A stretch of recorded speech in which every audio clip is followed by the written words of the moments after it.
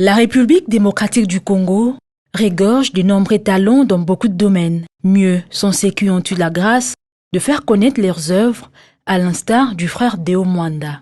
Né Deo Gracias Mwanda Kianvu, deuxième d'une famille de 5 enfants, le frère est originaire de l'actuelle province du Congo central. Marié et père de 3 enfants, le frère Deo est un serviteur de Dieu, mais aussi chantre de l'Éternel. La musique est pour lui un héritage familial. En fait, la musique, ils ont déjà l'Okotobota Minonandako. Mon père était dirigeant dans une chorale, ma mère était choriste. Alors, Sorozongi, Nabakoko Nangai, na lignée na bango nyonso bayembi, kota papa comme kota maman. Donc moi en fait j'ai hérité de ça. Et en certain on a koti na musique, na lingi musique. En fait eloko yako edenga lisusu na sepela na musique, c'était quand je perdis mes parents. Vous savez, orphelin bazaka na ba problème ebele. Alors la musique ezaki lokwa arme na ngai ndeko utiliser quand j'avais des problèmes, je me mettais dans un coin, j'adorais Dieu, j'ai loué Dieu et j'implorais la grâce de Dieu par la chanson. En fait, moi, c'était plus dans la musique que je m'exprimais à Dieu et Dieu répondait aussi. C'est ainsi qu'il grandit sous les épaules du pasteur Roger Kapangou de l'église de la Grâce, ici à Kinshasa. Vers les années 2000, quand j'ai perdu mon père, alors je me suis lancé dans la musique, na kota une église moko na koyemba. Et quand je chantais, batandé quoi apprécier ma casse. Depuis que j'étais enfant, ceux qui n'a yembi, l'église a besoin d'un mutumo quoi prophétisaka, il doit prophétiser sur moi. Donc c'était comme ça. Alors, tant on a eu au côté de la musique, dans l'église, c'est tout le monde qui ande ko sepela nango parce que so ba mona moka mukazo yemba na bazo mata même ba mire. So na télé même na balabala na zo yemba bazo lika ba kabelanga ba mbongo. L'église tozalaki kedele kaka na micro na ba baffle sonorisation. Et je me suis dit na bino je dois perfectionner cette musique. Alors na keluka orchestre na kota. En fait, j'ai envisagé le Tumbishai. Parce qu'à cette époque, Sandou comme Ibeko, Izo, Beta Makasi. Je me suis dit, niveau, on a un comité. Nazo, on a le canon d'église, moi, c'est pour la perfectionner. Et celle qui n'a eu qu'à intégrer l'église La Grâce. Et quand on a côté La Grâce, on a séparé l'église Ango. On a commencé à chanter, on a chanté. À un moment, je dis, je dois perfectionner encore, je dois aller encore au-delà. Dans le souci de perfectionner son art, le frère Deo a décidé en 2001 d'intégrer le groupe du frère Moïse Matuta, où il a participé à plusieurs prestations, mais aussi à 2 albums, Huile fraîche et Trophée.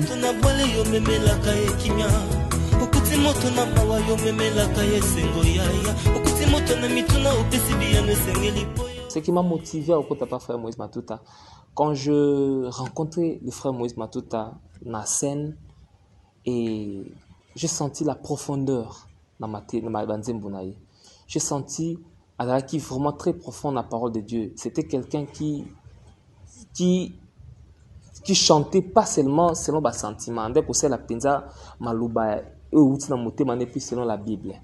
Et place Nazalaki, on était des chrétiens mais niveau d'aki différent. J'ai dit non.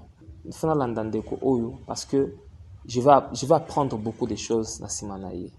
Et c'est de là on a commencé avec le frère Moïse Matuta en 2001 et on a travaillé l'album Huile fraîche. J'ai intervenu dans 2 solos vocales, Bonheur Pengolou et puis une chanson qui était là à la fin, Baboti. Tout aussi l'album Trophée Anatila Motema Nazo Loko. C'était la chanson en fait la banda qui début on a c'était moi, c'était la composition du frère Moïse Matuta.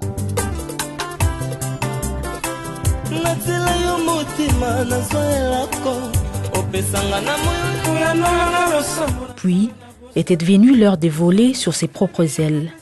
En 2011, j'ai décidé de quitter le frère Moïse Matuta pour me lancer en carrière en solo.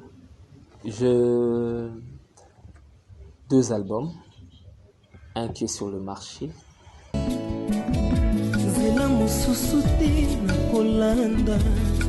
Bobelisi nzela na yo nanyalakisa nzela ya solo bobele yo la vie la vérité le chemin mosusu te se yo Yesu nzela oyo ekosaka te se nzela na yo. Un qui n'est pas encore sorti, c'est déjà fini. Mais je pense que cette année, Dieu va nous autoriser à le faire sortir.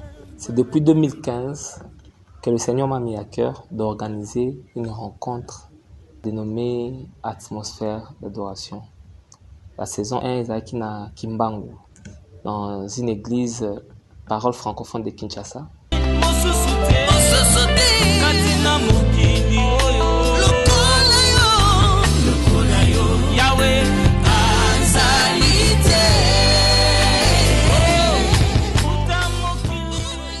La motivation et le programme en atmosphère d'adoration, c'est seulement amener les enfants de Dieu à la rencontre de leur Seigneur. En fait, ils ont un but lucratif parce qu'on ne gagne pas vraiment. Mais le plus important, c'est que les enfants de Dieu se retrouvent ensemble. Parce que la Bible dit, lorsque vous élèverez le Seigneur, c'est alors que vous saurez qui il est. Donc, tant que vous identité en Dieu va s'identifier sur le Nzambe. Il s'identifier parce qu'il y a tout est problème. Quand on dit par exemple, en fait, c'était ça, ramener le cœur vers Dieu, adorer le Seigneur, au-delà de la au-delà de la souffrance.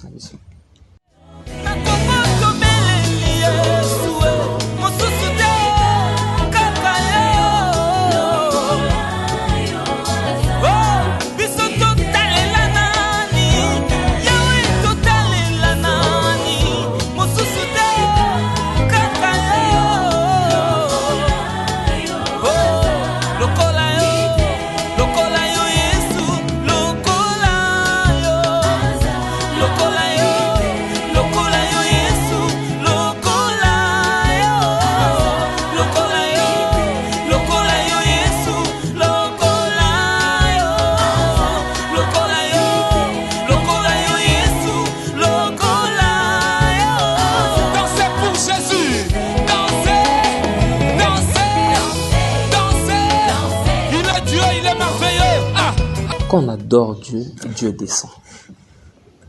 Et ça, mon pépé wana na kata salle, climat wana tu vivre na kata salle, un climat d'adoration.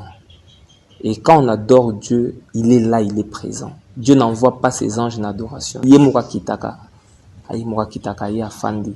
Et quand Dieu s'installe, c'est-à-dire le royaume de Dieu est là. Le royaume de Dieu est fandi. Et quand le royaume de Dieu est fandi, blocage qu'on résister problème à Mickey aux assustés parce que les anges sont là pour ça. Les anges descendent pour mettre un peu de l'ordre. Oh libanda, oh la chaîne pas et katani. Tu vois, parce que Dieu est là. Quand Dieu est là, le diable ne résiste pas.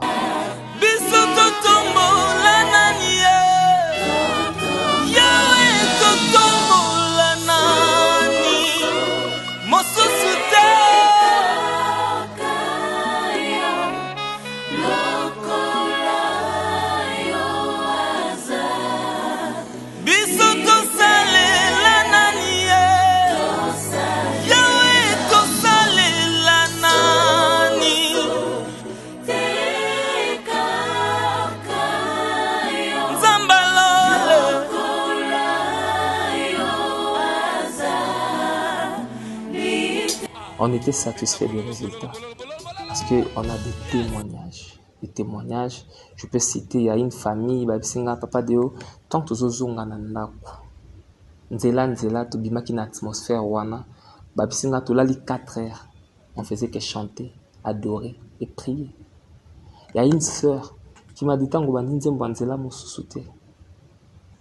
Elle m'a dit tant ka ko bandi yango. J'ai commencé à revivre beaucoup de choses et j'ai senti l'esprit de Dieu me saisir. Et tina bimaki na kendaki na ndaku, na kendaki na atmosphère moya adoration et le même jour Dieu m'a montré ennemi ou mutu ndo kanza ami zokazaki ennemi nanga, c'était le même jour. Il y a une sœur qui a quitté Belgique. Dans mon thème, na posa a assisté à un concert, a assisté. Elle ne savait pas comment assister. Et 2 jours avant l'appel, il faut y fêter anniversaire mon à Kinshasa, anniversaire surprise mon robot. Na Kinshasa, kaka le jour à concert. Quand elle est venue, direction concert. Pour lui, c'était un miracle. Elle pensait être, maintenant ba corona ou ils ont fermé les portes la dernière minute.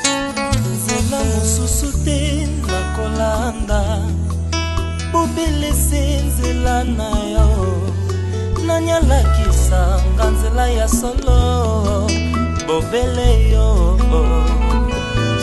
la vie la vérité le chemin mosusu te se yo Yesu nzela oyo ekosaka te nzela na yo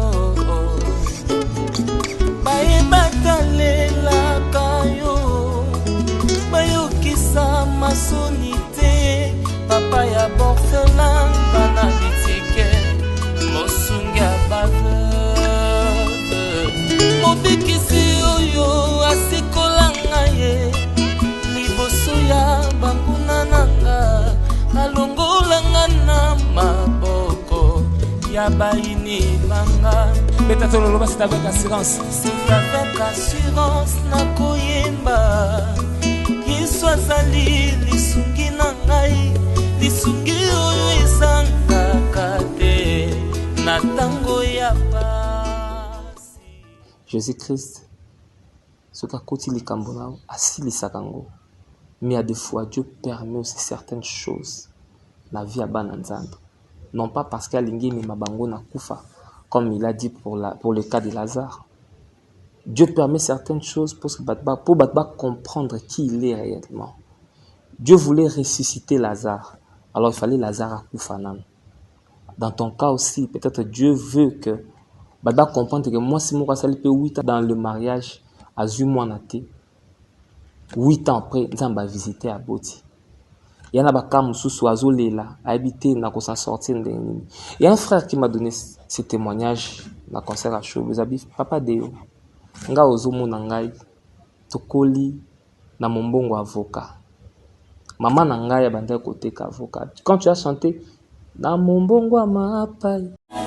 Bakolia ninye na mombongo amapai. Oh Yesu Yesu. Motema pase mobaya kenda. Oh Yesu Yesu.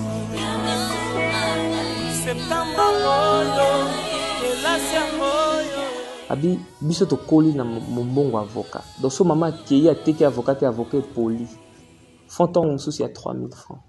Et aujourd'hui, Nzamba sali azala wazali. À Kinshasa, le frère Deo Mwanda représente une association sans but lucratif dénommée Initiative pour l'éducation, la science et le développement, ASBEL, dirigée par le docteur Esole Yuna et madame Charlie Bossio. Ngai moko nazo lobali bosso na bino. Maman nga ndo teka ba sucré. Celui secrété ba 5 glaces, bato ba exemple bavana ki ba 5 glaces ezanini. Donc soki langue koti to bi ke ne langue koti bokolia na biso komi na kokoso. Mukolana sombule beti bobi ke to liate. Mais c'est Dieu là. Il a voulu que tu passes ba moment wana. Pour le loso mutatali biso akomi sinzambe. Ne regrette pas. Jésus-Christ est là. La scène na bande ko nyonso. Balanda live oyo atmosphère d'adoration saison 2. Balandango bazwa temps koyoka banzembo. Bazwa temps nzambe azali. Ba prier na biso longo. Quand on prie, prier. Quand on danse, danser. Je pense que un miracle s'est déclenché là.